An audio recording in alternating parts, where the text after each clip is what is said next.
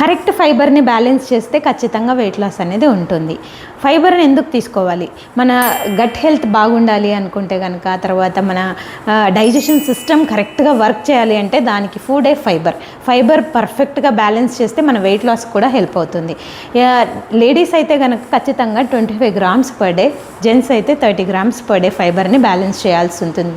దేంట్లో మనకి ఫైబర్ దొరుకుతుంది? Vegetables, fruits, beans, green colour vegetables especially చాలా బాగా మనకు ఫైబర్ని బ్యాలెన్స్ చేస్తుంది. ప్రతిరోజు మీ మీల్ ప్లేట్లో ఖచ్చితంగా 30% ప్రోటీన్ని మనం బ్యాలెన్స్ చేస్తున్నట్టుగానే మిగిలిన 30%లో ఫైబర్ ఫ్యాట్ని మీరు బ్యాలెన్స్ చేయాల్సి ఉంటుంది.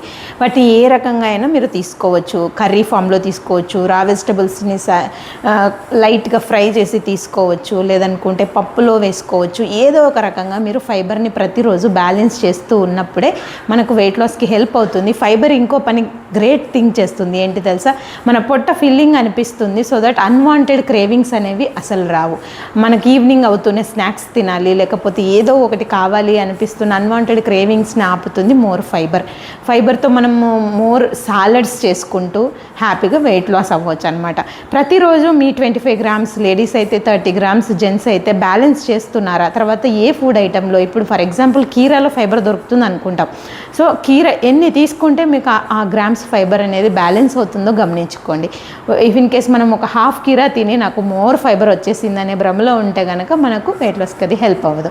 సో మన డైలీ ప్రపోర్షన్ని మనం కంటిన్యూ చేసుకుంటూ ఉండాలి. అప్పుడు మాత్రమే మన డైజెషన్ సిస్టమ్ బాగుంటుంది, గట్ హెల్త్ సరి అవుతుంది, at the same time weight loss కూడా ముందుకెళ్తుంది అనమాట. సో ఇలాంటి వెల్నెస్ టిప్స్, ఫిట్నెస్ టిప్స్ కోసం మన ఛానల్ని ఫాలో అవ్వండి. నోటిఫికేషన్ బెల్ని ఆన్ చేసుకోండి. ప్రాజెక్ట్ వెయిట్ లాస్ సిరీస్ని అసలు మిస్ అవ్వద్దు. Thank you.